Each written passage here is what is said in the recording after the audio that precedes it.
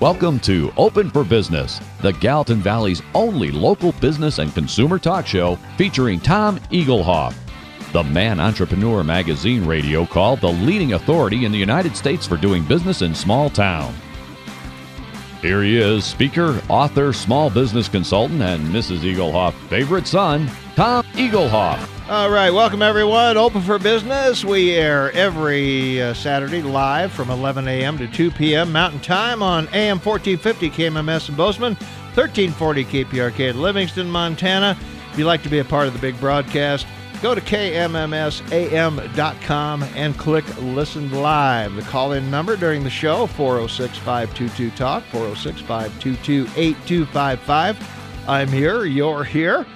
Let's get the show on the road. All right, welcome back. It is 25 minutes before the top of the hour. It is Saturday, October 8th. I want to welcome you to the podcast portion of Open for Business. Each week I share some tips and tricks I've learned over the years about advertising, marketing, promotion, and building strong, successful businesses. And I do these Open for Business podcasts live every Saturday between 11:30 and noon Mountain Time from the studios of AM 1450 KMMS in Bozeman and 1340 KPRK in Livingston, Montana. And, of course, we stream worldwide on the net at KMMSAM.com. If you missed any of my previous podcasts, you'll find them all on my YouTube channel.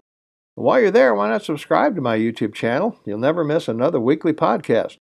You'll also find my podcast on my website at smalltownmarketing.com. That's smalltownmarketing.com. Go about halfway down the homepage on the left side, and you'll find a link to the podcast page and YouTube page so you can catch up on any of my podcasts that you might have missed. Today's topic, I want to talk about how to tell what your customers really want or need. Wouldn't it be great to have a crystal ball we can just look into and see into the minds of our customers? Every need and desire of every customer would be neatly laid out for us to address. We could instantly fulfill every customer's wishes time after time. Our customer service would be the stuff of legend. So is there such a crystal ball for the small business person? Let's find out. First, consider the source. At one time in my career, I worked as a sales rep for a movie distributor in Los Angeles. I called on small neighborhood video store owners and sold them video movies. These stores would be within a mile of each other or in some cases right across the street from each other. I'd go into one store and all they wanted was the latest comedies. My customers just want comedies. They won't rent that other stuff. I would go across the street and give me action-adventure movies. I couldn't give away a comedy in this store. Why the difference in customer preference in just a few hundred feet? The difference wasn't in the customers of the stores. It was in the owners of the stores. The comedy store owner loved comedies and recommended them to all these customers. The action-adventure owner did the same. Customers who liked each over time became regulars at the store that fit their preference. So the question is, can this type of promotion work in other types of businesses? So let's consider the following. What's your opinion worth? If you aren't typical of your target market, it doesn't really matter what you think. Just because you aren't the target market doesn't mean a target market doesn't exist. I've never purchased a Taylor Swift or a Lady Gaga CD. Should they stop singing and get out of the music business? Of course not. Could I sell their records to customers even though I'm not a fan? You bet I could. The first message of this podcast is don't start believing every customer thinks like you do. They may have totally different opinions and or tastes. And learn from the mistakes of the big guys. Xerox is a fairly large company. Inventor of the laser printer, the computer monitor, the computer mouse, and icons on the screen. When Steve Jobs, the co-founder of Apple Computers, visited the company, he came away with the idea for a new computer, the Macintosh. And the Mac got off to a great start.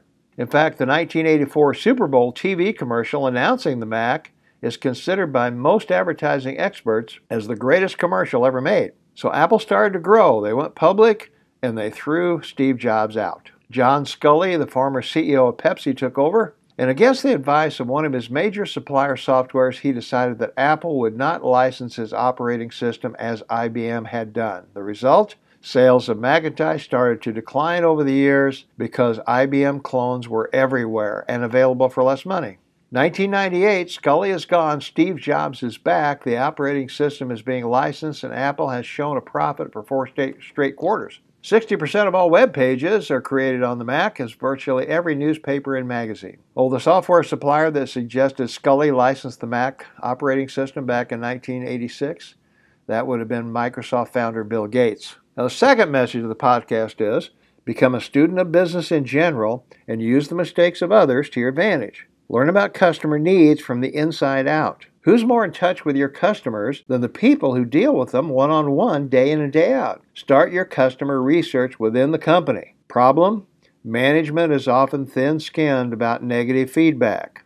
Employees are sometimes reluctant to bring problems to management because they feel they might be blamed for mishandling the customer or the situation. The solution, you've got to create an environment where complaints are taken as a suggestion for overall company improvement, not for casting a finger to blame.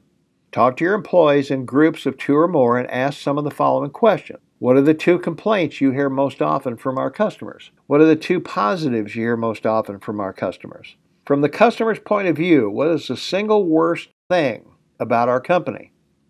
From the customer's point of view, what's the single best thing about our company? What policy or policies would you change that would keep customers from going to our competitors? And what policies would you change that would make us more customer friendly? And what would it take to get a customer to refer us to others? Next, put employees and key customers together and ask the customers the same questions.